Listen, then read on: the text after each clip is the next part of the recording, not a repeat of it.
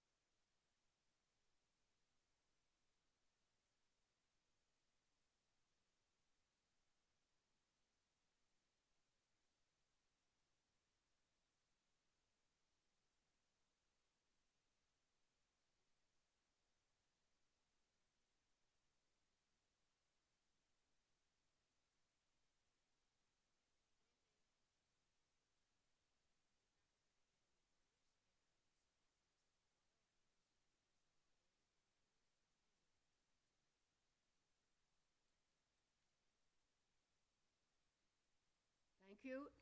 And on my team is also our timekeeper, Elaine Biongini. Show your cards.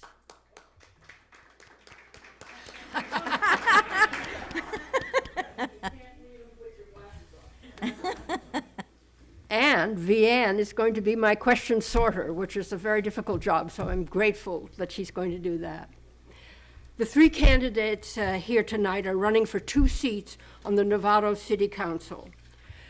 Because of a change in local government elections from November of odd years to November of even years, the term of office this time will be 5 years. Am I right? You are right. I'm right. The candidates are Denise Athas, Pat Eklund, and Kevin Morrison. They have been asked to make opening statements of 2 minutes, and we'll start it at the top of the alphabet with Denise Athas. Thank you very much. It's my honor to be here this evening, and as mayor, it's been my privilege to be a champion and an advocate for the community. I've loved serving our community, and I feel the responsibility, but also I have the immense joy of being able to make a difference every day. As servants of the community, we're expected to be thoughtful, inclusive, and work to develop sensible, sustainable actions that prioritize Novato's future. We must be proactive in creating solutions that support all of our community and define a path forward that both protects our character and remains strong enough to withstand the uncertainty ahead. I have and will continue to fight to keep our heritage and the unique character that we cherish. I have and will continue to encourage long-term solutions that are fiscally prudent and environmentally sustainable. And although our budget is balanced now, I'm focused on increasing our sources for steady revenue so that we never risk being able to pay for our services that our community needs. I have and will continue to reach into the community, invite engagement, and not only listen, but incorporate your feedback, because I believe that collaboration leads to better answers. Our nation and our planet face real challenges, and our small town is impacted by events and circumstances over which we have little control. So most importantly, we need to be working together in order to define our own destiny, a future that reflects and preserves our values, both builds on and creates opportunities, and can remain flexible and strong for generations. I want to continue to be part of the solutions. Thank you for everything that you do to make our community better, your time today, and the trust and partnership that you've shared with me. And remember, my door is always open, and I always love hearing from you. Pat Eklund. First, I want to thank the League of Women Voters for conducting this forum, Novato Community Television for recording it, and most of all, I want to thank you all for coming. I'm honored to have served as your council member and former mayor in Novato. I grew up in Terra Linda, and the day after graduating from Terra Linda High School, I started working and going to college full-time.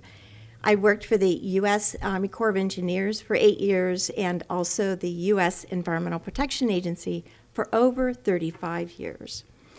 I am running for re-election to protect the best parts about living in Novato and to make them even better.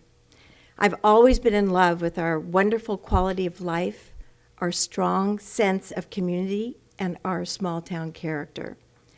I believe that we need leaders who understand the budget and finances of the city and who have proven that they can make tough decisions and really stand up for our values.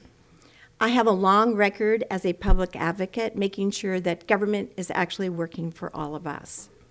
My 4 overarching goals are maintain small town character and uniqueness of neighborhoods, parks, and open space, stay focused on the most important priorities, and there's no priorities more important than public safety and environmental protection. That's why I'm so proud to have the endorsement of the Sierra Club. Focus on creating higher paying jobs in Novato by building on the biotech, high-tech industry, and video gaming that have already made Novato their home. Continue on our environmental efforts and improve our quality of life by establishing a green purchasing program, strengthening our buy local policy, and many others. Some of you know that I started in public service by fighting City Hall over a stop sign in my neighborhood. Since then, I've fought much bigger battles to preserve our quality of life in Novato. I love this city, and I'm prepared to keep fighting, even when that means taking on politics as usual. Thank you. And now Kevin Morrison. Thank you, everybody, for being here, and thank you for letting me share this podium with these two longstanding civic servants. A little bit about me. I was born in 1960. That was the same year Novato became a city, so we grew up together. My mother's family came to Novato in 1896, and there's still a Palladini Road just north of Wilson Avenue. But right now I want to talk about 1997. That was an important year for me. The national economy was booming. My clients included companies like American Express, Apple, Charles Schwab, Cisco, Macy's, all kinds of big companies. I also worked with startups and nonprofits. They all had the same challenges, the same problems. I was a problem solver and a consensus builder. They called me because they wanted to succeed, to grow, to share their success with their employees, their shareholders, their customers. Also in 1997, the city of Novato adopted a downtown plan. One of its architects is here today on this podium. The plan called for revitalizing downtown, reopening the Novato Theater, and renovating the old depot. All things which did not happen. All things which we are dealing with today. When I meet people going door to door, they have tough questions. They usually boil down to, why hasn't this happened already?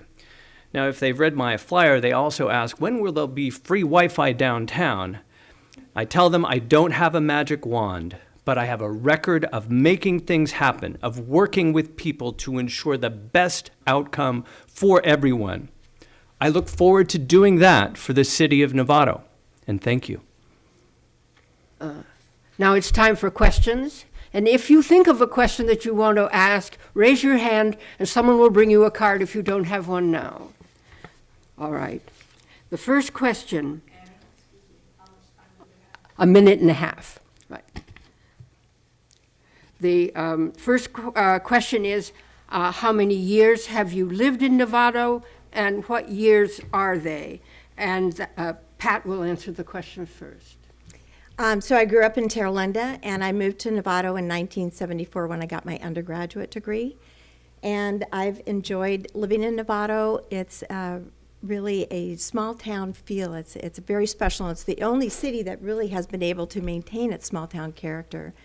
Through college, I lived in Mill Valley, Fairfax, and but then after I got my undergraduate in '74, I came up here, lived on DeLong, actually, in a house, and then that we were renting for $325 a month back in 1974. We had 5 acres, and it was great because we were able to grow our own food.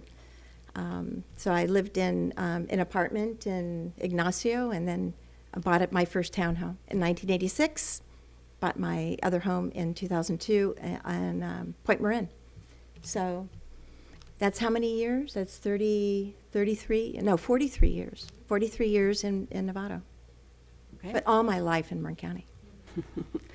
Kevin Morrison. So I was born in San Rafael, and I moved to Novato 2.5 days later. I did not have a lot to do with that decision, but I think it was a good one. I get asked about how long I've lived in Novato, and I want to be really specific about that because I think I've lived in Novato forever. This is my home.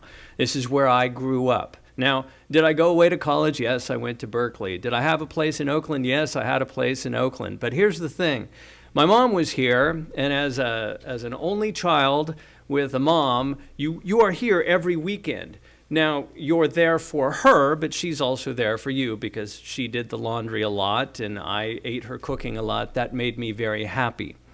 The great thing about this was that I was able to see Novato in a different way, and I think in a way that gives me a unique advantage from people who are new to Novato, old to Novato. I'm one of those people who's both. I get to be here. I have been here all my life. I have been in the San Francisco Bay Area in different places, learning things about how things work everywhere.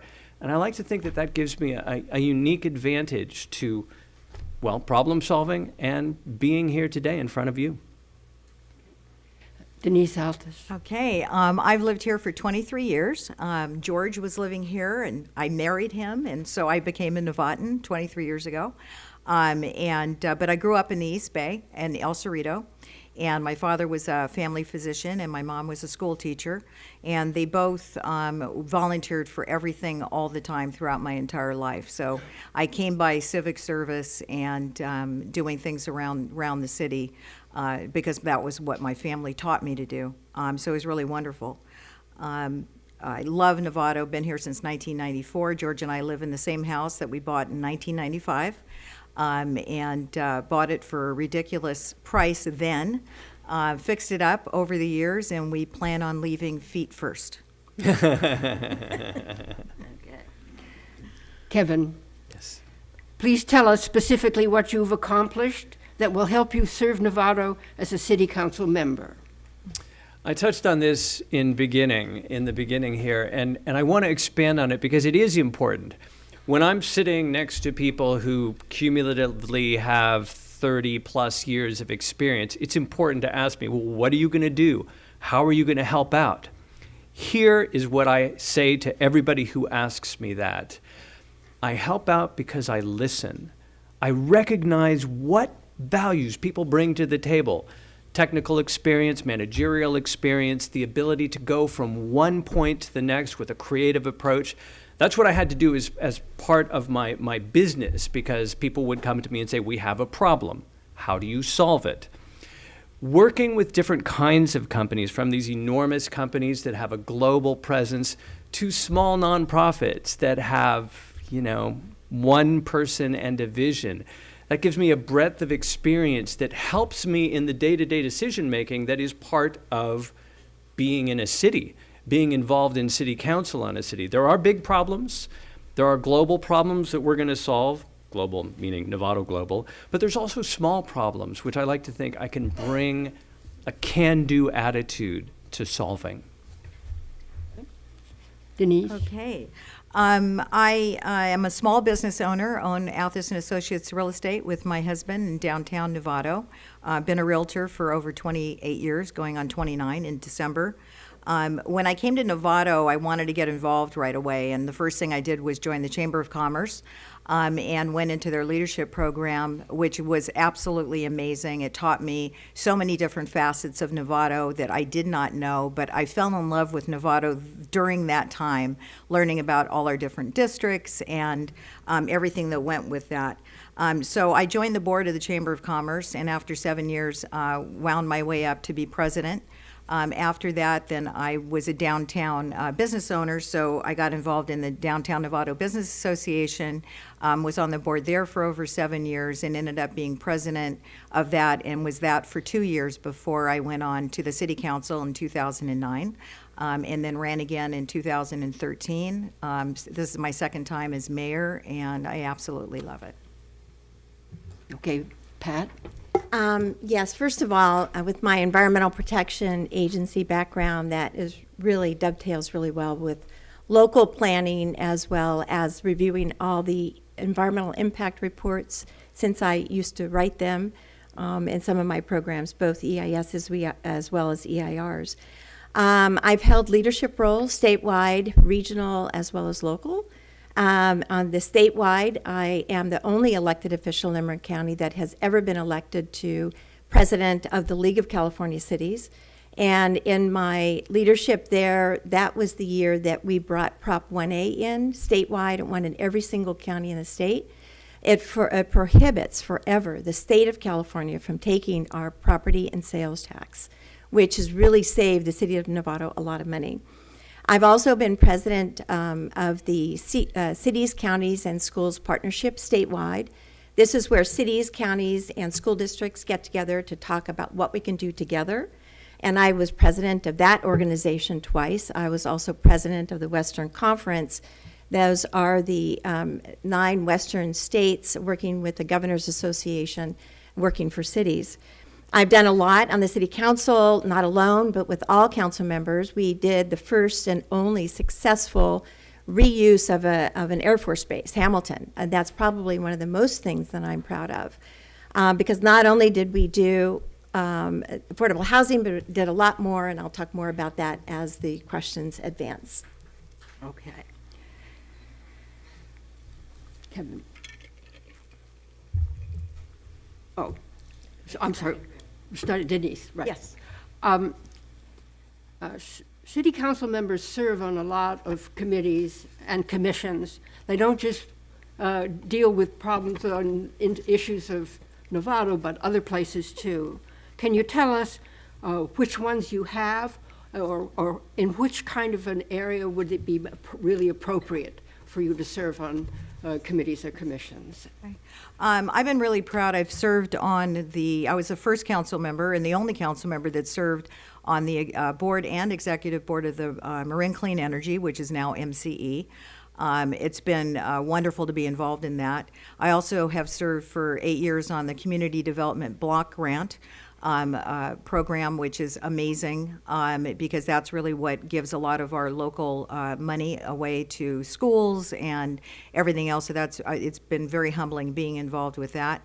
I'm currently serving on assessment for fair housing with the county. I've also served on a weird name called Analysis of Impediments, which was fair housing, and continue to serve on that.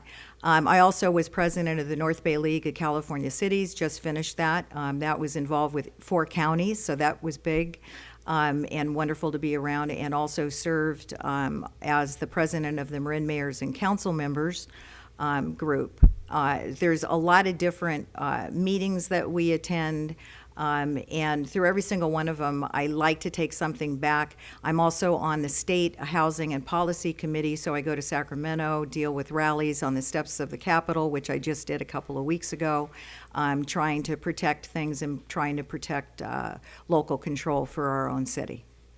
Pat, you've already sort of answered that question, but you can go on for more. Definitely. For the mayors and council members in Marin County, I've served on a number of committees. First of all, I've served on the legislative committee where we look at different pieces of legislation and how we want to take a position. I currently serve on the Major Crimes Task Force, and I've loved serving on that because we talk about what our police force, as part of major crimes, is doing to try to really reduce and eliminate the use of drugs in Marin County and the sale of them. I served on the transportation of Marin. I served on the SMART board. I also currently serve as the council's representative to Safe Routes to Schools, which is one of the funnest appointments I have. I also currently serve on the Environmental Policy Committee for the League of California Cities, but I've also served on the Public Safety Committee as well as Revenue and Tax. And the appointment that I really love is, even though it's probably one of the hardest, is that I represent the 11 cities on the Association of Bay Area Governments, which is a regional organization in the 9 counties. And we try to advance, things that will help cities and counties. Well, ABAG, Association of Bay Area Governments, and the Metropolitan Transportation Commission are responsible for implementing SB 375, which is a challenge, and I'll talk about that a little bit later. Okay. Kevin. One of the great advantages of coming to this discussion from a business perspective is I can look forward to serving on some interesting and valuable councils when it's time to do so. But it's also important to recognize that my experience sitting with boards, sitting with customers in a huge hall, trying to figure out how to get everybody on the same page, these are the kinds of things that I'll bring to boards, to commissions, to council meetings that I think are going to be valuable. Looking forward, 2 things, traffic and energy. Traffic is a big deal. Anybody who is sitting here today has spent a lot of their life in traffic, whether it's on Novato City streets or on the freeway. We're currently exploring all kinds of new things on a county and regional basis. Transportation Authority of Marin is doing some innovative things. The idea that we're going to start looking at ride sharing as a solution to part of our intra-city traffic is really important and something that is long time coming, and I'm glad it's out there. But traffic is something I feel just like you, I know a lot about and want to mitigate it. Second, energy. There's so much of a discussion to have about energy, especially for a town like Novato, which is full of independent-minded people who are going to love the fact that we can bring them into microgrids. We can get them to contribute to their neighbors' own welfare and their own at the same time with energy. Pat, what do you think should be the priorities for the city's new sustainability coordinator? I'm really excited to have supported that new position in our city so that we can look forward to not only how the city is doing in the environmental issues, but also the residents as well. I think first and foremost what she is doing and what I think she should be doing is assessing what the city is doing and what the city is not doing. Not only on environmental efforts, but also efforts that will hopefully save some money. Like one of the issues that I brought to the city council is let's convert all of our street lights to LEDs. Well, that suggestion has saved hundreds of thousands of dollars for the city, not only in energy costs, but also in maintenance costs as well. So I know our sustainability coordinator is looking at that. Hopefully she's also going to be looking at how other agencies in Novato can help achieve some reduction in greenhouse gas emissions. And then also, where should we be going as a community? Not only for greenhouse gas emission reductions, but how can we improve our curbside recycling? How can we accelerate more collection of e-waste and household hazardous waste so people do not put that in the garbage cans? Those are programs that I helped start that I think we can go a lot further, and I think that this new sustainability coordinator could do a lot towards that effort. Kevin. So this is one of those issues that makes me really happy because we have this opportunity to lead. Marin County in general is full of people who are green and anxious to move forward the agenda that limits sea level rise and wrangles global warming. But what Marin County doesn't do, and what Novato still does not do, is bring it down to the neighborhood level. Our sustainability coordinator is a good start, but she's one block on an org chart. And there's a lot of other blocks and there's a lot of need for sustaining the sustainability coordinator's mission in a different way so that we expand our mission to green energy as well as sustainability. Just to follow up on microgrids, if you haven't been following this story, it's big, it's emerging. It gives us the chance to be in our neighborhoods, contributing to everybody's welfare through solar, through wind, through batteries, so that instead of just being the people who sit on the planet waiting for power to come down the line, we get it and share it in our own neighborhoods, in our own ways, with our own families and friends. You don't hear this a lot in the national news, and there's a lot of reason for that because there's big money in power. But for now, I'm going to leave you with that thought that we have a lot to do. We have a leadership role to play. Denise. I agree that she needs to assess what we currently are going on and try and figure out where we're going to go. But we have some things that we just did. The city is trying to become 100% renewable. This is a Sierra Club initiative, and we'd like to do that by the year 2050. And there's going to be a whole plan and strategic goals on how we get there to do that. It is not a mandate, but it's something that we would like to aspire to be and be a model for the rest of the cities. One of the things I think I'm proudest of is the fact that our Buck Institute solar panels up there give us a 1 megawatt of energy. The Cooley Quarry that's down off close to Stafford Lake is an amazing solar facility that was done in Novato that's also a local soul program. program, which is 100% energy to our customers.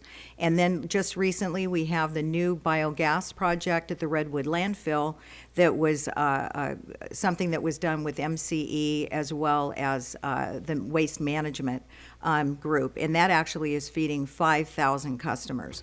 Our city just became deep green for our municipal buildings, and I think that our sustainability coordinator should really come up with some programs to help our residents reduce their costs, maybe make some money back in the grid, and also get cleaner energy to their homes. Kevin, in the same general area, what impacts do you feel global warming and sea level rise will have on Novato?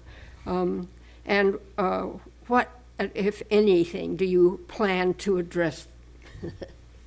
Yeah, I'd like to think we can address sea level rise.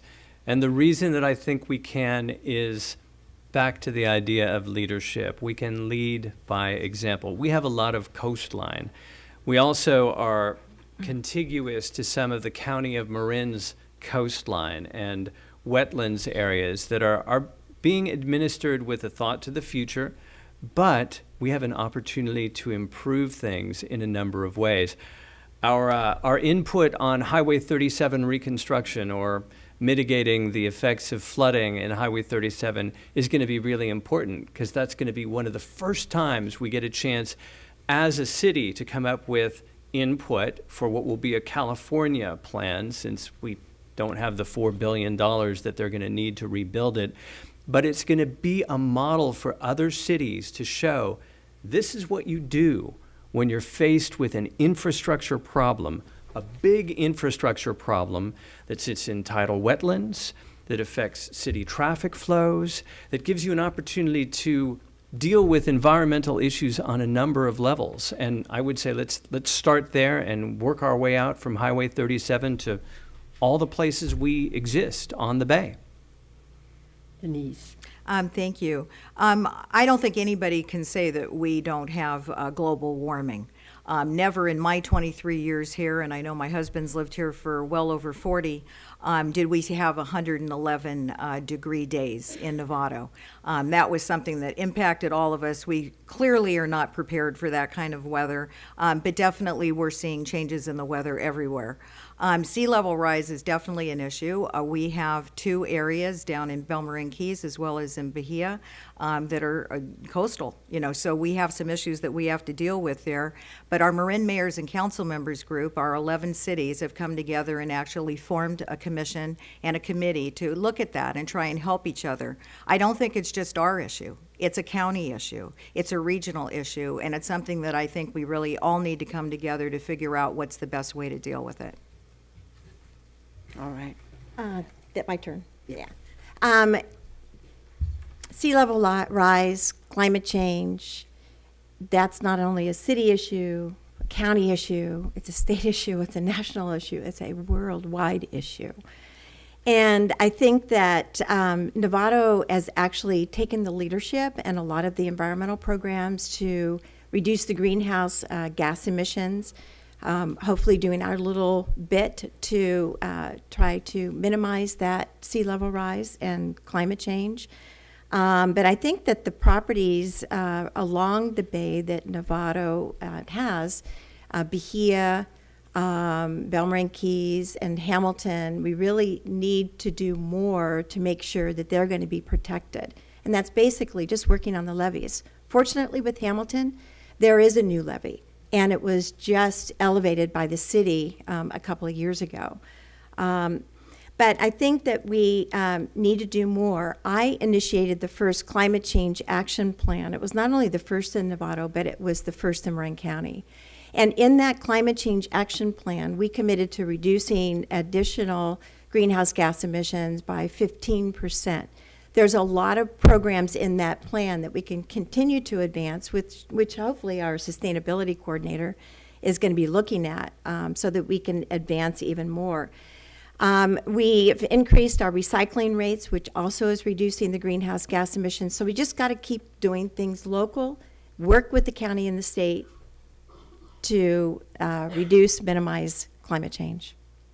Okay. Denise. I have 5 cards on the same subject, which I will read to you. And if the candidates feel you need to go around a second time, we can. The Okay. first one just says Prop E. What is it? It just says what? What is it? Prop E. Oh, Prop E. Okay. Do you support or oppose Measure D, Measure E, and why? Or where do you stand on Measure E? Do you support Measure E, and why or why not? And to all candidates, do you support Measure E, why or why not? There you are. Okay. Oh, okay. You know, I wish there was a way that we could fix this problem without having to ask the community for money. But one of the most important things is if this fails, if this goes down, we're going to have to figure out another way to come up with some funds. We look around right now and we see all these devastating things that have happened all across our nation, and FEMA is the word that we keep hearing all the time. You know, FEMA money, FEMA money. But I'm wondering if we had a disaster, if we had the flooding like we had last year, who's going to do that for us? How are we going to benefit from that? I don't like taxes any more than anybody does, but this isn't a city tax. This is a county tax. And 20% of the money that it would come from this would stay with our city to help with our storm drains, and 80% of the money would stay in Novato to help our watershed. You know, when I first heard about it, the most important thing to me was how would it affect our seniors? And I found out pretty quickly that there is an exemption for the seniors, that if they earn a certain amount of money per household, and I believe it's like $73,000 and some odd change, they can apply for an application to have them be exempted from that. That won't affect everybody, but it will affect the people on a fixed income, and I was glad about that. I think it's important. I know George and I are willing to pay the $47 a year because we think we're looking at a bigger purpose for this in protecting our own city. Pat. I have not taken a position on Measure E, and for the following reasons, but I want to state out front, I support more funds for flood control. But this is a county measure. Unfortunately, the county, the Marin County Flood Control District or the Board of Supervisors, did not seek the city council's input in terms of how the money should be distributed. So only 20% has been earmarked to come to the city of Novato to do flood control within the city boundaries. The other 80% is money that the county is going to use for the levees and the wetlands out near the bay. So I am concerned that we don't have enough funds in the city of Novato to address all of our flood control needs. We have open drainage ditches in Novato, especially in the older neighborhoods, that are not maintained by the city. The city is expecting the residents who live in those older homes that are 70 or 80 years old. In fact, there's one that's even 99 that's living in her house. The city is expecting them to go out and clean those open drainage ditches. That's not right. There's something wrong with this picture. If this measure was brought to the city, I would have raised this issue so that we could have possibly increased the amount coming to the city so we could take care of some of those open drainage ditches. Kevin. This is one of those really serious discussions because it is dangerous.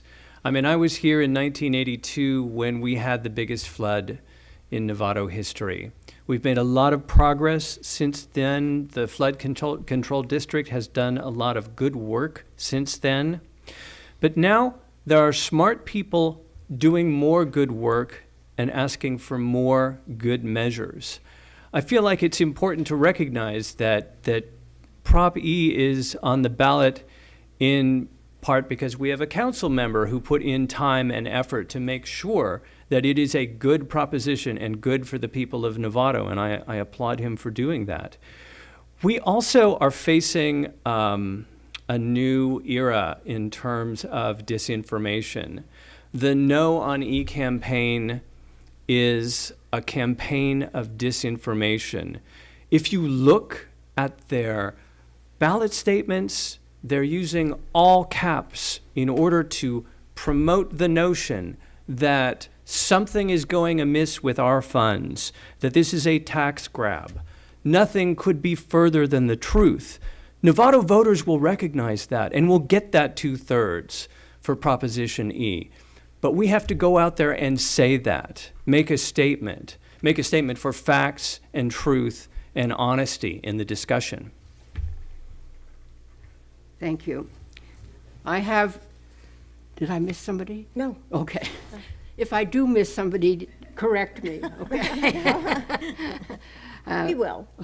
You will, okay, Pat, you're first for this one. I have 6 cards in my hand, each one about a different project, and I've been struggling to decide whether to ask all 6 at once or do them one at a time. Okay. So I'll start one at a time, and we'll see how that goes. If you want to dispose of another one while you're to answer, you can. Acknowledging that the Fireman's Fund buildings are not an option, are you supportive of expansion plans at BioMarin in Novato? And that's you. Well, first of all, let me address Fireman's Fund. Fireman's Fund is a campus which we have enjoyed having an anchor there, a Fireman's Fund. They are paying rent on the property that they used to occupy through 2018, $4 a square foot. There is no financial incentive whatsoever for the current owners, whose American Assets, to sublease that property because you'll never get $4 a square foot. So unfortunately, we are going to have to wait until after Fireman's Fund lease is all paid through. In the meantime, American Assets is underwater on that building. They bought it at the height of the market. And so I think that we need to look aggressively, and I think that the city needs to work as a partnership with American Assets to bring Fireman's Fund back into productive use so that we can be ready for another tenant. Now, I understand that there are some other high-tech industries that their rent or their lease is going to be expiring in 2021 that are already starting to look for another campus, another place to occupy. I have outreached to them, and I'm actively engaged in trying to solicit and trying to get them into Novato, because that would bring some high-paying jobs to Novato. Kevin. So on the topic of Fireman's Fund, it's worth mentioning that we have more than 650,000 square feet of office space empty in Novato right now. When Fireman Fund comes online as an available site at the end of 2018, we're going to have more than 1 million square feet of office space not being utilized. It's a big challenge. It's also a big opportunity. The fact that we have just a couple of people on city staff doing outreach, making sure that everybody in the Bay Area knows, all the big companies know, we have a big campus coming online soon, coming available to you, is not ideal. These are the kinds of companies that need 2 and 3 and 4 years to bring themselves to a campus, and they're willing to do that. They're willing to look at their payrolls and figure out where people are commuting long distances from Petaluma, Rohnert Park, Novato. Maybe they'd like to be in Novato at a great campus, at a great location by a train station. But it comes down to helping city staff do their jobs, and that is something that I will do, because I think we can find the funds to make that happen and then do something really proactive with Fireman's Fund as a city. Denise. I thought the question was excluding Fireman's Fund. What are the expansion plans, and do we want to do it for BioMarin? And what I want to say is that Fireman's Fund doesn't work for BioMarin. But the issues involved with the expansion plans aren't just for BioMarin. It's actually for the bio-life sciences that are there. We have Ultragenics, we have BioMarin, we have Raptor. We have a lot of different businesses out there with specific needs. And currently, the ceiling heights, because they have so much infrastructure that they need in their ceilings to bring the kind of oxygen and all the different things they need to produce these amazing medicines that are saving children's lives all over the place and all over the world, they have certain needs. We wanted to bring BioLife Sciences into this city. And if we don't give these BioLife Sciences what they need, then they're going to leave. They took a big chunk of BioMarin and moved over to San Rafael in a huge complex. But I think that if we really are saying when we want to grow up, we want to have an industry of BioLife Sciences, then we need to be flexible about what their needs are and give them what they need to be successful businesses. And keep in mind that these businesses that they have are actually saving lives around the world. They have done amazing things with children, gotten them out of wheelchairs with their drugs. I'm proud they're here in Novato. I don't want to lose them, and I think we need to be flexible. Kevin, how important do you think it is for the Novato Theater project to be completed, and how do you think the city government should assist? I think everybody knows that I'm big about the theater getting done soon. It should have been done 20 years ago. It's a long time coming. Assisting the Novato Theater as city officials, as a city, is absolutely important. It shows our partnership, our support for business. We have commitments already to them that they're waiting for us to fulfill. But what we don't have is an outreach program, and I'm going to sound a little bit like a broken record here, an outreach program to businesses in the Bay Area that want to come into Novato. Give them a co-branding opportunity. Make this be the Google Theater at Novato. If they want to pay the $2 million that it might take to finish the theater and then get naming rights for it, I'm okay with that, or at least we can have a discussion about it. This is the kind of thing that I always look at as a kind of a no-brainer. If you've got this downtown theater that could bring business into downtown after 9 o'clock, which is sorely lacking, that can keep restaurants open after 9 o'clock, which are there any, that give us the opportunity to say, this is a venue for your event, this is a venue for your business to bring meetings to. How is that not a priority for the city? How can we reach out to the greater Bay Area community to make that happen on a partnership basis? We're going to find those answers. Okay, Denise. I'm very excited about the theater and very proud of the people that have been working on it. They have taken on a huge responsibility.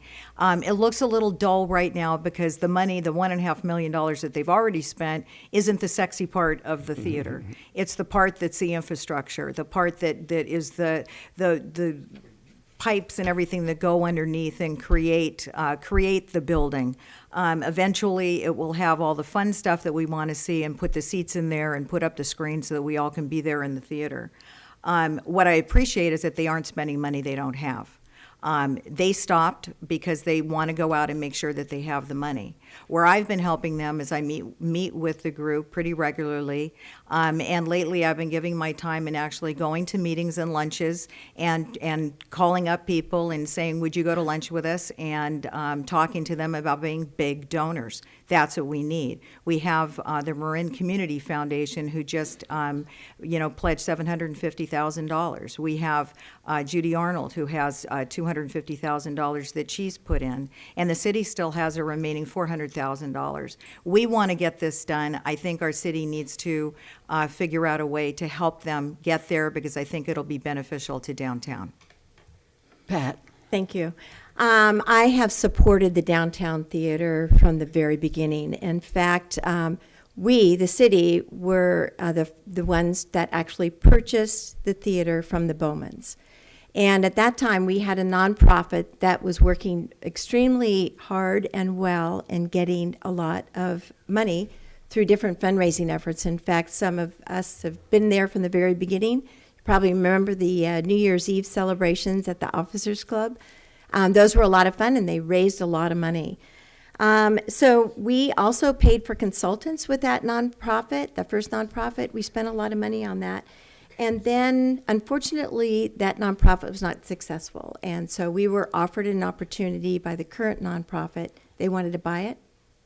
And so the council, 5-0, decided to sell it. We sold it for $50,000.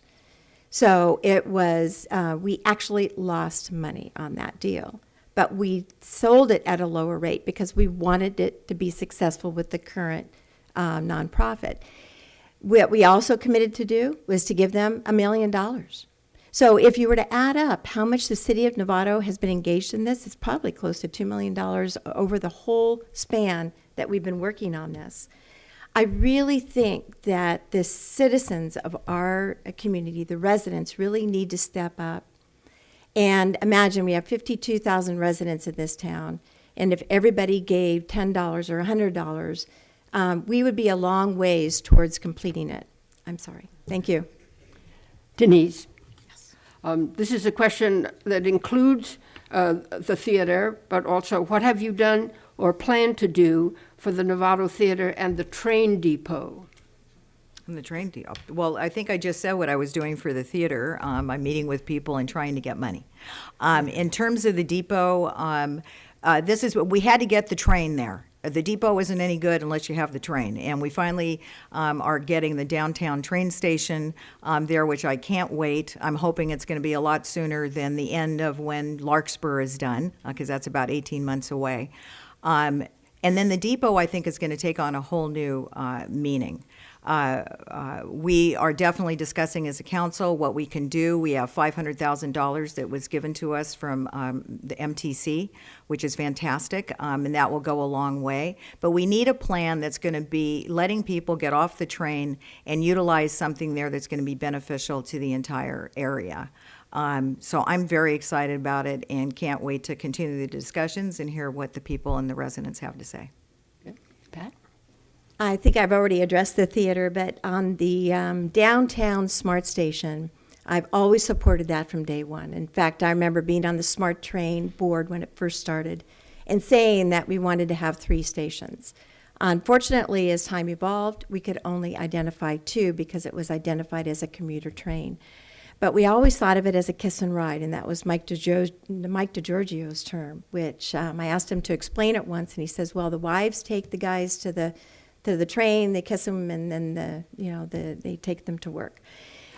So I have not been supportive for the city paying for that downtown smart station because that's $5-6 million. We are a low property tax city. We only get 7 cents on the dollar.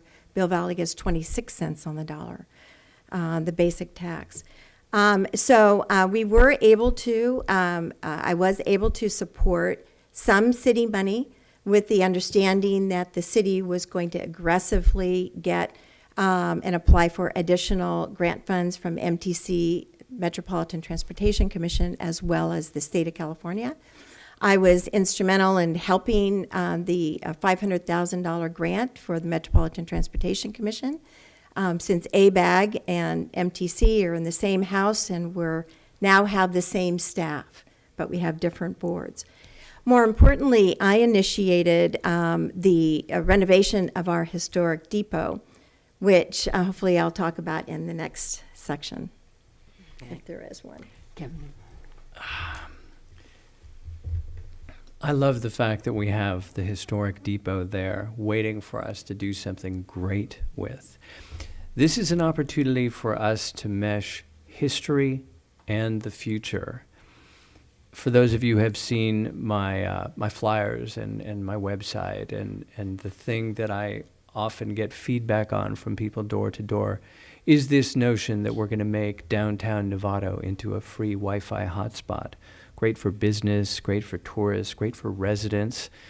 When you take forward-thinking ideas like bringing free Wi-Fi downtown and a historic building that comes to us as a gift today, a gift from 20 years ago, but a gift today, we have this unique opportunity to start to build an infrastructure that supports tourism, that supports commuters who want to just spend some time in Novato and get off the train and come here for a business dinner or a pleasure dinner, and have the place where they start that journey into Novato be first class, be fun, be great, be memorable, maybe give Novato an identity it hasn't had for a while. So I look at this as a real opportunity for creativity, for forward thinking, for meshing our future with our past.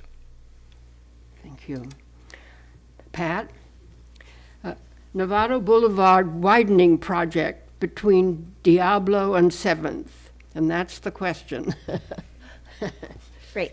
The widening of Novato Boulevard between 7th Street and Diablo has been long in the making. We have just given direction to staff to come up with some options besides, in addition to the 5-lane option, which would be taking a lot of homes along there. We're going to be looking also at a 3-lane option, which would then allow for possibly a separated walking and bike path, as well as redoing the intersection of Diablo and Novato Boulevard, which is really creating the majority of the problem of the backup. But that wasn't enough for me, because we've been waiting for over 10, 15 years for this to happen. So at the city council meeting, I asked for staff to come back to the council with some short-term improvements that can be done now. Because unfortunately, we have people that are backed up almost all the way to 7th Street trying to go down to either DeLong or through South Novato Boulevard to get to the freeway. And there are a lot of accidents even going to Western Novato because of the backup. So I think we need, and we also need to really protect those pedestrians and those bicycle riders that are using that, I think, an unsafe boulevard. We need to do something now to make those improvements while we're waiting for the long-term solution. Thank you. Kevin? All right, well, I'm glad that Pat is on top of this, because I think citizen safety and Novato Boulevard go hand in hand. I was out at Los Alondras talking to residents there who had been polled in 2010, 2011, 2012 about what they wanted to have happen just over there at the boulevard. They've been wondering, probably since 2010, 2011, 2012, what is going to happen next. And if you go to the website, it's a great city website that we have now, and look at the capital improvement projects. There's no update since 2012, so it's good. It's good that we're on top of this now to try to get something done because of the safety issue. People who are on, for instance, Los Alondras, there are other affected by this, discover that people want to take off their little city street and go around the boulevard for the 0.5 miles they can to make good time. If you've ever walked down that part of the boulevard, you know that it's difficult, that there are no sidewalks, there are no easy ways to get by on bikes. And because it's a citizen safety issue, and because we have done a lot of the pre-work, although we'll have to do work again, I would be all for getting that to the top of the agenda as we start our next year. Denise? It's definitely time. It's been too long where we've been talking about it, but we had things like the recession interfere, and it's a very, very expensive project. The people all around that area, especially around Cypress and stuff, talk about how difficult it is now to make left-hand turns so that they can get home. And sometimes because of the bottleneck there and the amount of congestion, it's difficult for the residents that are there to just live there. So that's going to be something they're looking forward to. I couldn't agree with you, Kevin, more about the public safety. We need sidewalks. We need a complete street there. We need to have bike lanes to make sure that people can travel safely from one area to the other, especially since it goes into such a wide area at the intersection there. The city purchased a house on Novato Boulevard there years ago. In preparation for having to deal with some of the homes that have property that is pretty close to the street. So that's going to involve some of those houses there of us really dealing with those property owners and seeing what setbacks they have, and the city may have to even invest more funds for them in terms of helping this happen. That's why I am glad that they are dealing with options in terms of maybe going to the 3-lane option as opposed to the 5-lane, which would take away more property value from those homes along Novato Boulevard. Okay. Kevin, how can the city expand options for first and last mile travel to the 2 existing smart stations? Oh, did someone write that just after I mentioned the idea of ride-sharing services? Because if you did, yes, that's one of the answers. I think that we have an obligation as a city to provide jitney service, shuttle service, any number of small services, especially at commute hours, that's going to get people to and from the smart stations. It's not rocket science. It's getting buses online, making schedules, making the public aware, making sure that we're picking up and dropping off at the right places. There are a lot of people who are concerned about the fact that there are no good sidewalks leading to the San Marin station. There are people concerned about the fact that the Hamilton station is sort of in the middle of nowhere, not that any place in Hamilton is very far from any other place. But we have an opportunity to do some smart, sensible, cost-effective things that include ride sharing and building some jitney and just transit service that will be part of our fabric going forward. Denise? I love things that get my juices going, and this kind of thing really does. In Yountville, if anybody's been to Yountville, they have a trolley service. It's a free service that takes their residents from anywhere they want to go, and it's an amazing thing that they actually have gotten some of the funds for that trolley through their Sonoma Transit Commission, and then the city puts in some funds too to help bring citizens around. I'd love to look into an option like that if possible. I also love the ideas when you go to San Diego and you go to Sacramento, they have pedicabs and ways that add character to the town and have people do it. I just recently went to a League of California Cities convention and found a great opportunity that I'm going through right now that could maybe put some vehicles on the street that are solar driven that actually can transport people from our stations to restaurants and possibly work, and a way that we actually could do this in a free manner, and also give some character to our town. Have somebody get off the train, hop a jitney or hop a pedicab or hop one of these things, which I don't want to talk about yet because it's too exciting to share. And see if it will go through to council. But I think we have some ways that we can actually provide the first and last mile options, but actually do it in a way that we add some character and fun to our town. Pat? When I first ran for council, the first thing I said I wanted to do was get a shuttle in Novato. I quickly learned that idea was not new. Mayor Ernie Ray at that time said he also wanted to do something like that. So the city's been looking at that for a long time. Unfortunately, to be just frank, the city does not have the money, nor does it have the expertise to run a shuttle. What we did do for Hamilton as part of the approval of that whole reuse plan is we required the homeowners associations to run a shuttle. And so that shuttle is operating from the smart station to the neighborhoods.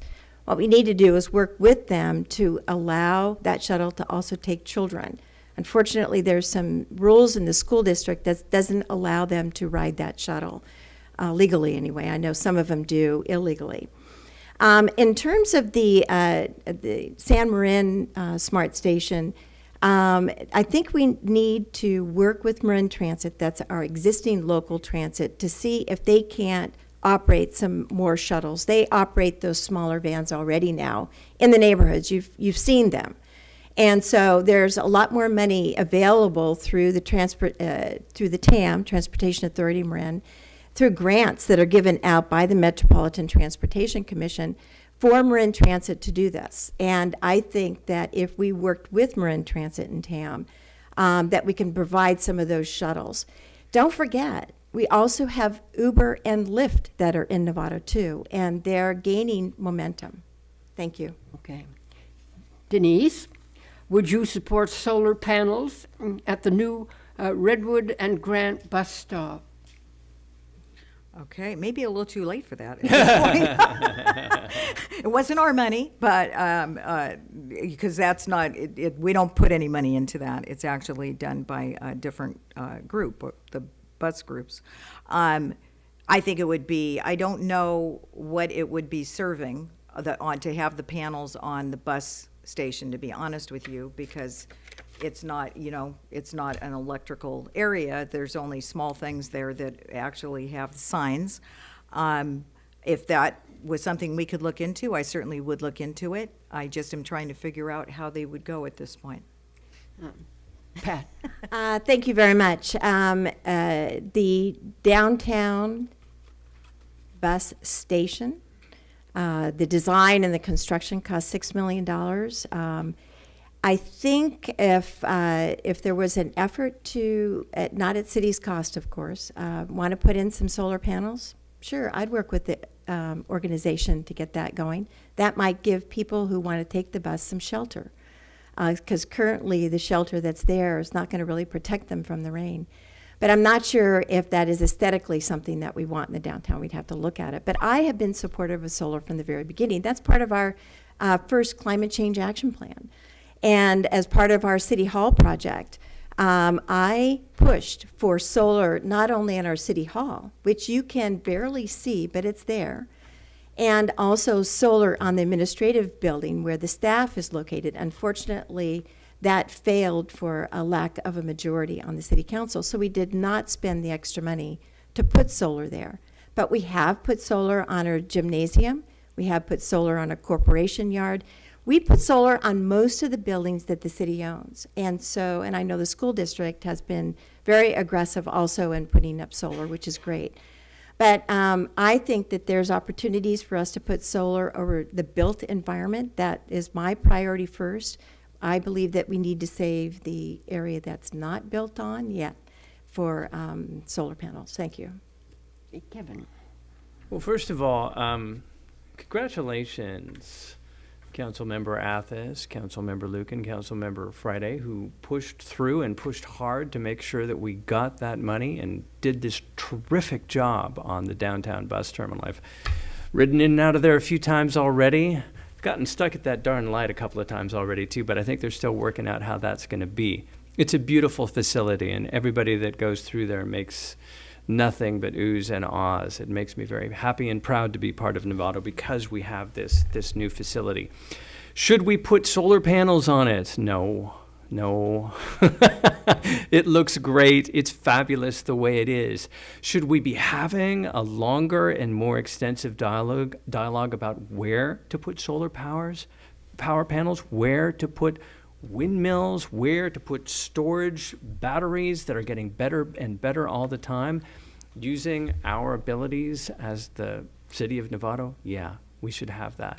We should have that a lot. Okay. Pat. My pile got a sixth card, and then we were done with infrastructure. What are your feelings on what is happening with the square, and how will you help revitalize that area? The Square Shopping Center is a shame. It's a shame that the property owner has not done more to keep it up. I happen to know the property owner, and since he's not here 12 months out of the year, it makes it more difficult to have conversations with him. But I think that the city needs to be more aggressive. When we have a property owner, and I raised this at the ABAG and MTC meeting yesterday, actually, and that when we have a property owner, especially of commercial property, that is not doing anything with it, the city needs tools in order for us to force that property owner to do something.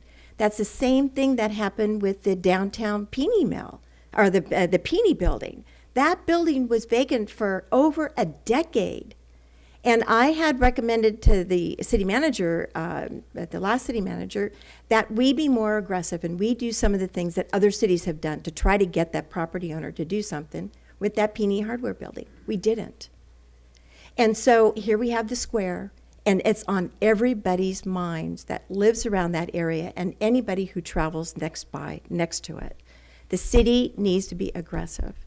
We want, the people that live there want a grocery store, they want retail, they want to be able to walk to the store. And we need to work with the property owner to try to get retail back in there, and otherwise take action against them. Kevin. So I was cleaning out a cabinet in the garage the other day, and I probably needed to clean out the cabinet a long time ago because I found a bottle of Roger Wilco vodka in the cabinet, right? And I'm going like, is this a collector's item? Can I sell this? I think it'll eventually go into a vodka martini, but still, I miss being able to say we have a Roger Wilco in Novato. We have an opportunity here to do something that the community will get behind, that the community will have input on, that will become a model for community engagement. Because it's not just the city asking someone to consider what they should do or can do. It's a community coming together with ideas, with fresh looks at things that we don't have.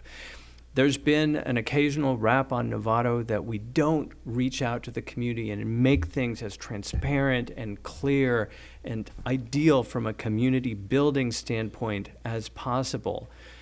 This is an opportunity for us to repair that image, for do something great, and do it with community input.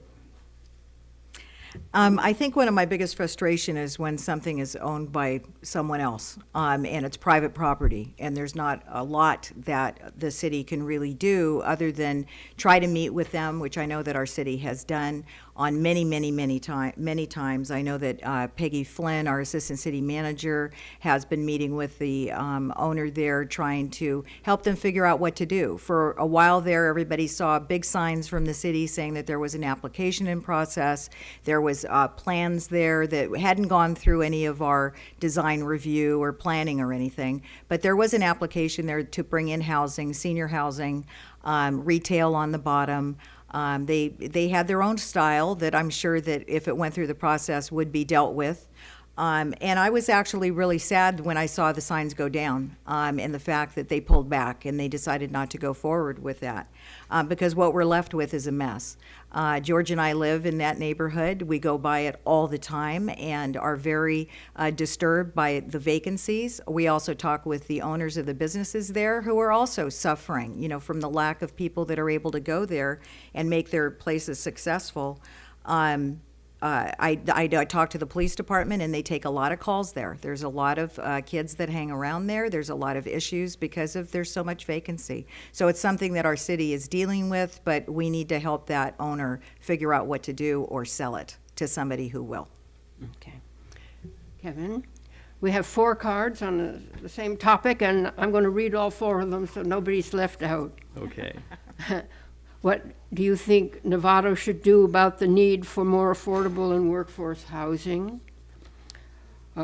What is your plan to address the lack of affordable housing issue in Novato? What can be done about Novato growing in affordability?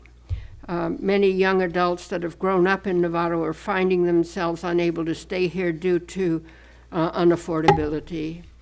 And if no one has asked you yet, what are your solutions to the need for affordable housing?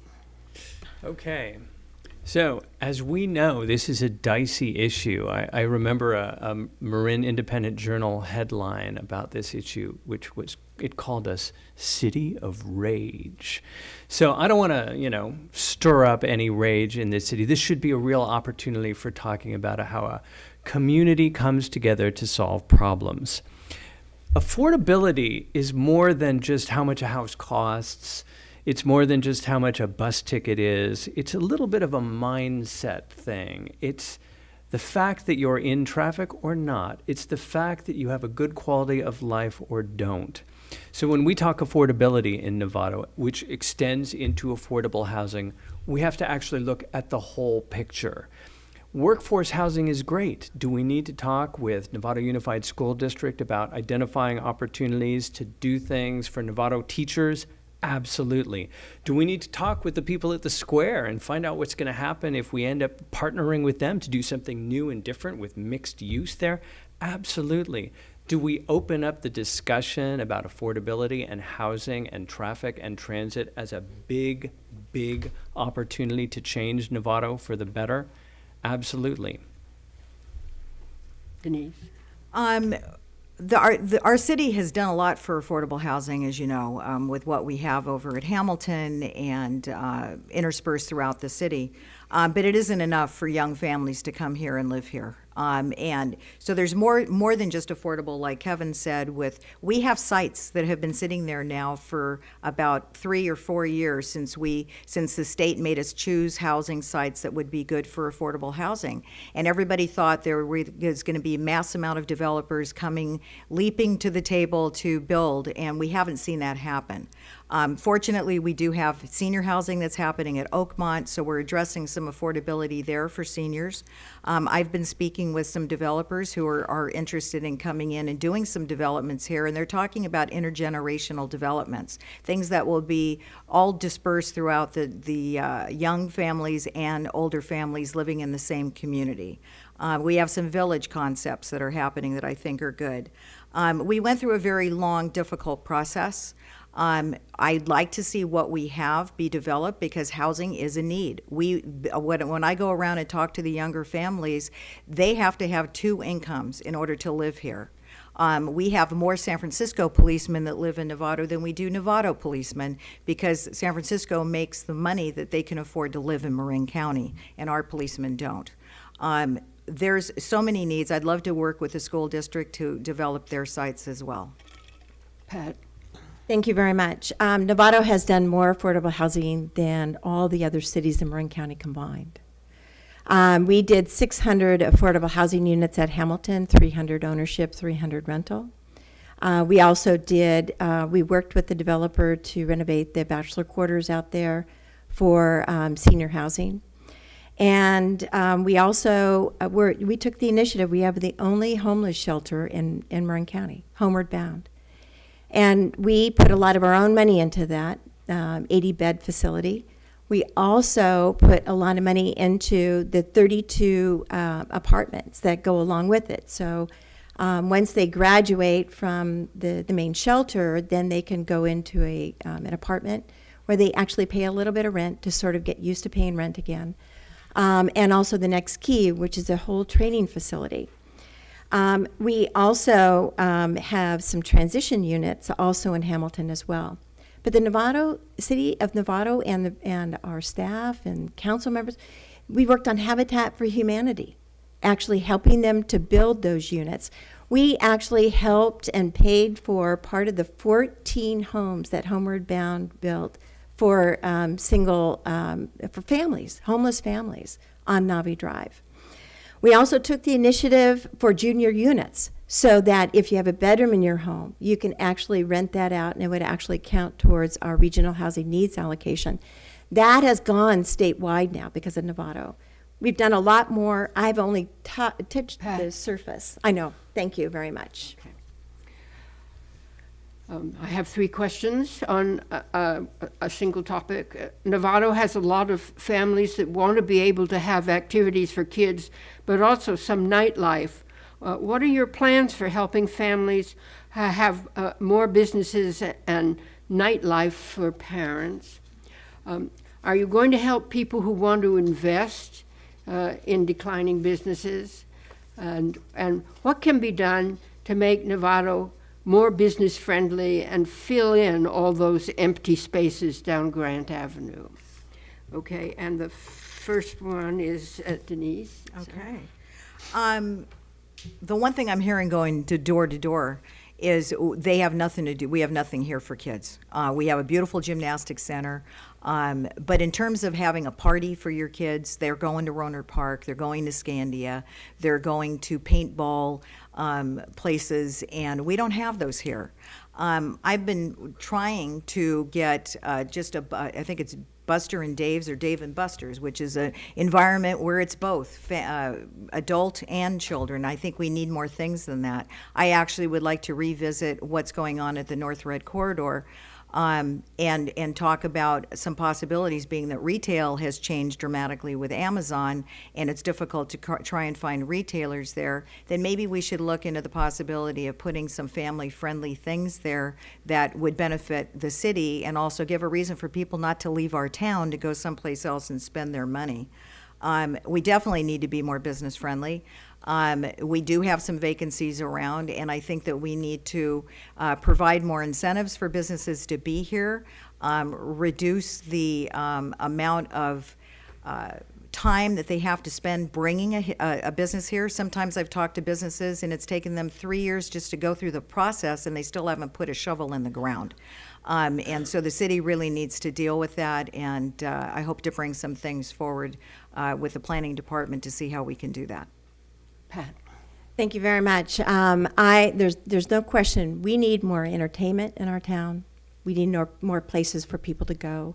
We need more restaurants. As I was walking door to door, this one gentleman said, Petaluma has 43 restaurants. We have 10. And not even all of the 10 are open at night for dinner. There's no question that we need more entertainment and more restaurants. And I believe that in order for us to get more volume, we need to grow the downtown north towards Trader Joe's. And I think that the city, we invested $13 million of redevelopment money from Hamilton to completely redo Grant Avenue from 7th Street all the way to Railroad Avenue. And if you've lived in Novato for a long time, you remember that hump in the road that was in the old section of downtown. That hump is no longer there, but we now have a beautiful downtown that is just anxiously awaiting new businesses and to come into the downtown. I'm excited about what the old Peony Hardware building is going to be. I understand it's going to be retail and hopefully some entertainment on the first floor with 2 levels of housing. But I think that in order to grow the downtown, I think that we need to really designate that we want and actually actively, aggressively pursue people to come to Novato. The Fairfax Brewery wants to come to Novato. There's a brewery, a pub, and a restaurant. I'd love to see them here. Okay. And Kevin? So, the movie theater is going to allow drinking for adults. So if they bring their kids and drink, can we solve all those problems right there? Okay, so here's the thing on a serious note. We have opportunities to do things right away to change the discussion about downtown Novato. If you're a business owner in downtown Novato and you want to fix a sink in your bathroom, well, you can do that, but the way that the ADA laws are, you have to then fix your bathroom in different ways and make yourself accessible, and instead of being a $2,000 repair, it can be a $200,000 renovation. Okay, why can't we partner with them as a city to say, we're going to support you, local business owner? That might be something unusual, like a city-backed loan. It might be something like a city partnership. But that's one of those immediate, simple solutions we can bring to business owners in downtown who are trying to make improvements, who are trying to make businesses run. And some of those will be family-friendly. And if we bring free Wi-Fi to downtown, there's a whole nother level of fun we're going to have with kids and families. Pat? How can the city adjust its policies to build its tax base? Do you favor trying to attract more businesses or to increase resident taxation with a parcel or other tax, or increase the sales tax? And then there's another question. What is your plan for fiscal sustainability, particularly around generating new revenue? I am very concerned about the city's fiscal sustainability because it's projected that in a couple of years, 2 or 3 more years, we'll have another deficit of $2 million a year. We have a structural deficit that we have not solved. And we developed a fiscally sustainable plan, how we're going to get there, but it's based on a higher sales tax than what the council agreed to. We agreed to a 1/4-cent sales tax. And so for the past year and a half, we've been asking, we need to have that discussion. What are we going to do? Because right now, we have a slight surplus, which is fine, but we're anticipating that structural deficit to come back down. I think that we need to be fiscally prudent. We need to be conservative. And unfortunately, this last budget, we're not. That's one of the reasons I voted against it. We're spending $6.5 million of our Measure F money this fiscal year, which is money that we have saved up in case there's going to be a downfall in the economy again. And actually, we've spent $6.5 million of Measure F money over the last 3 fiscal years. So we're spending that all in 1 year. So we've already asked our people to pay another quarter cents on sales tax, and this also goes to anybody who comes into Novato. And I think that that gives us the money that we need in order to be fiscally sustainable, but we've got to really curtail how much money we're spending. Kevin? The problem with curtailing how much money you spend is you end up spending money poorly. For instance, in terms of public safety, we have, what was it, 2013, 14, 15, 16, we have a 50% turnover in our police because we're paying them uncompetitive salaries. We have a terrific Novato City staff, but they've come to work for us at less than average salaries. So let's have a discussion about how to spend money prudently, but also ensure that we've got 911 response times and potholes filled.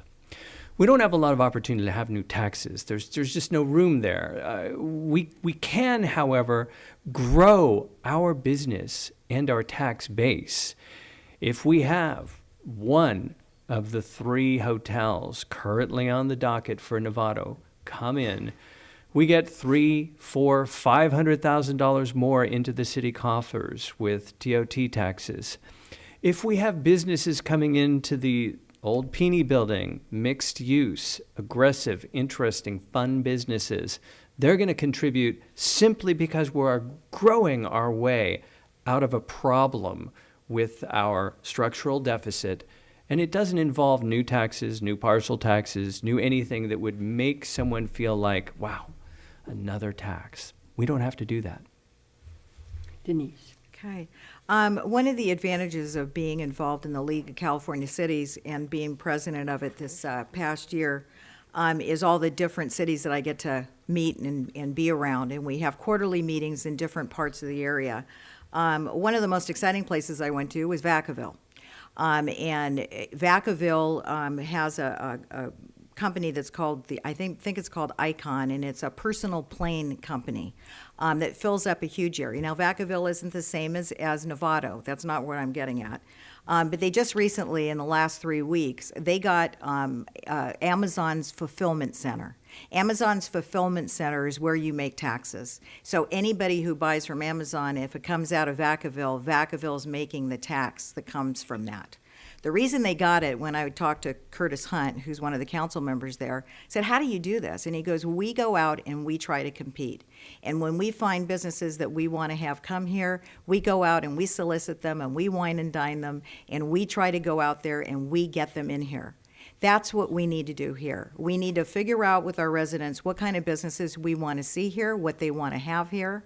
And then I think we need to get busy and go out and actually wine and dine these guys and solicit the businesses and get them here in Novato. And they need to be high-paying revenue businesses. Otherwise, I don't think we should be looking at trying to get them here. This will be the 18th question that you've been asked, and I'm going to say it's the last one before your closing statement. Kevin, what do you perceive as being the most important problem facing Novato, and how do you intend to deal with it as a council member? First of all, if this is the 18th question, thank you. You've put up with more than we have because we get to just sit here and rattle on. Here's the thing. The most important question in Novato today is downtown. It is the beginning and the end for an upcoming year, an upcoming 2 years of excitement about what's happening in Novato. Are we reopening the theater? Are we renovating the depot? Are we bringing in free Wi-Fi? Are we starting to partner with our businesses? Are we being really aggressive with our outreach to companies that are coming not only to Novato, but to downtown Novato? That's the beginning of a discussion that we win from, that gives us an identity that we haven't had recently, that makes us feel like we're the city that can do again. Because, let's be honest, we have not had our best days in the last 20-odd years. We have been slow. We're going to be speedier. We're going to be more aggressive. We're going to be the city that can do downtown. Denise? Going door to door, I've actually gotten validity on what I consider to be one of the biggest issues in Novato, and that's homelessness. When they did the count earlier in the year, we found out that our homeless population actually went up. San Rafael's went down. We need to address that. It's an important issue. I've heard some ladies say that they are afraid. One of the things that I was instrumental in was getting the Downtown Streets team to come to Novato, and they're the people with the different T-shirts, different colored T-shirts, depending on where they are in the team. And they're doing an amazing job. We're taking them out of the creeks and out of the encampments and giving them a job with dignity, and they're cleaning up our streets, and they're happier people. The sad thing is a lot of them go back to the creek after they're done with their job. So we're hardly there yet. But the Downtown Streets teams provides case management. They get them into permanent supportive housing. There's been huge success in San Rafael. They have over 40 people just last year that went from the creeks to actually jobs and permanent housing, and it's an amazing program. On Tuesday will be the second time we're going to be discussing the Feed the Meter program. This is not parking meters. These are actually meters that will, instead of giving money to the homeless, you'll be feeding a meter, and that will be going towards programs for the homeless. Okay. As I'm going door to door, what I hear is that crime is one of the most important issues that are on people's mind.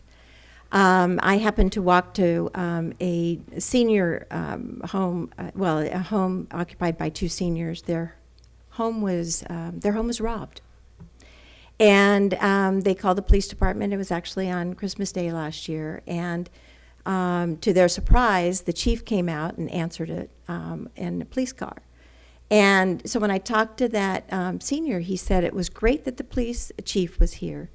And what he has indicated is that we have an increase in vehicle thefts as well as crimes, people taking things from your home.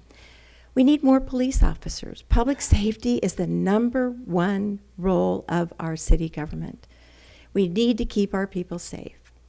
There's a proposition that passed that actually decriminalized a lot of the actions, and so instead of a felony, it's now a misdemeanor, which is allowing those individuals to remain on our streets. That's why our crime has increased. And we, at any given time, we don't have enough police officers that are serving our community. We need more police officers. We need to retain the ones that we have, because we spend over $100,000 training them. We need to keep them in the Novato for longer than what we have in the past.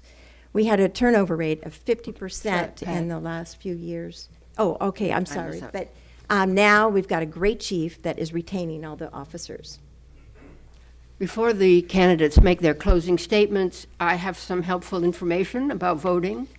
Election day is Tuesday, November 7th.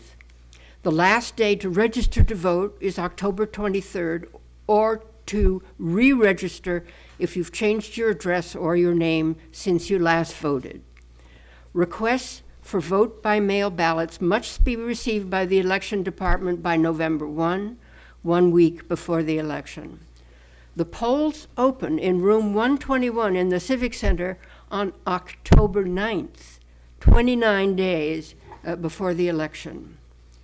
New with this election is that voters may register to vote and to vote, including on election day, and then vote provisionally in the elections department in the Civic Center. On election day, voters may deliver their voted ballots to any polling place in the county, including the Civic Center, room 121. And voters may mail their ballots on election day, and they will be counted if they arrive within 3 days. It used to be if you mailed it on election day, it wouldn't get there in time. Now, if it takes 3 days, it'll be counted. The video of this debate will be available for viewing on cable and online at the websites of the Novato Community TV, the League website, marinlwv.org, and votersedge.org. Now the candidates will make their closing statement. They will have 2 minutes for each, and we will reverse the order, Okay. which puts Kevin first.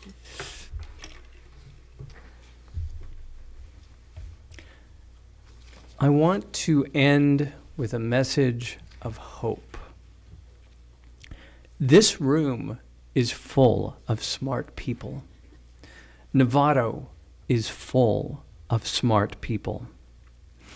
But smart people need a chance to believe, a chance to see a possibility, something that is new, something that is different, something that is better.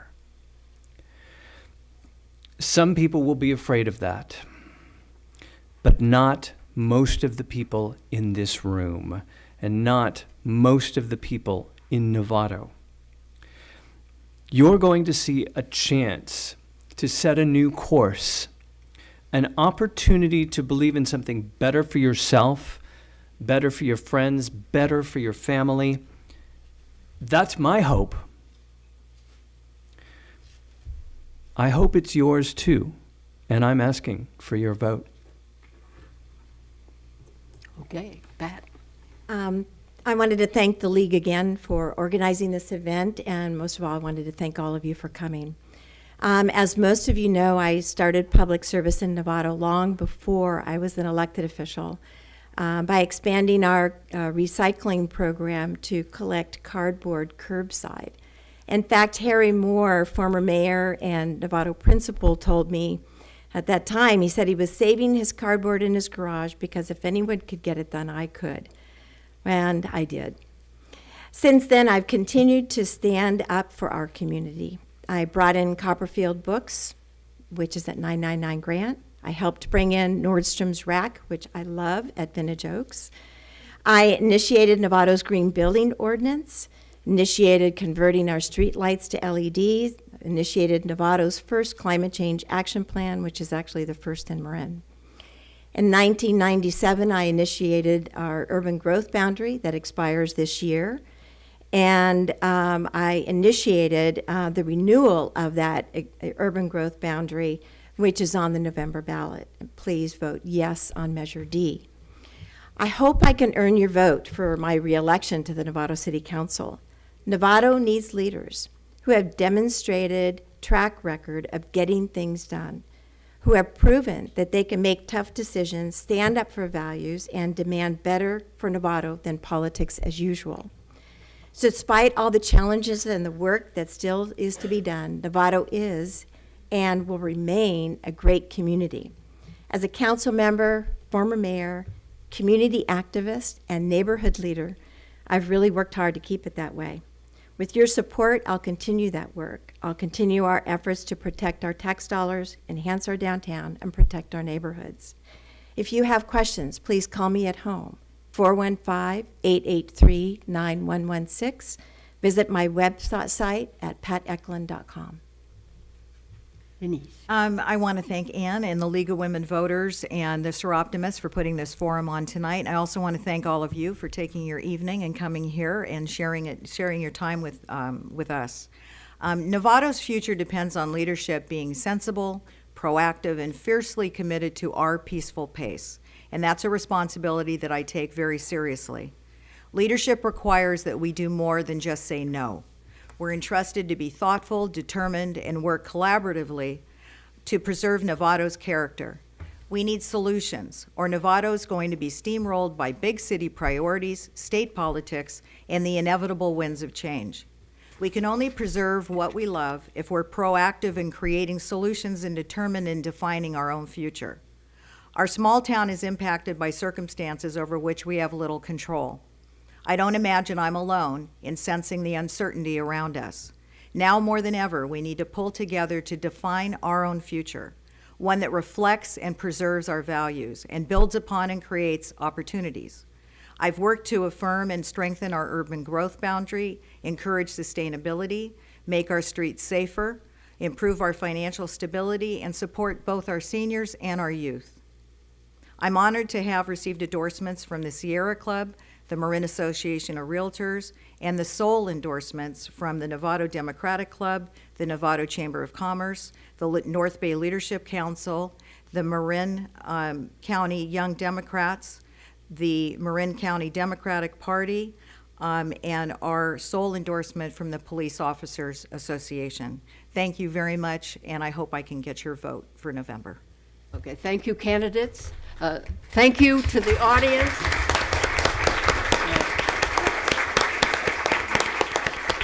And thank you to my timekeeper, Elaine Bianchini. Thank you.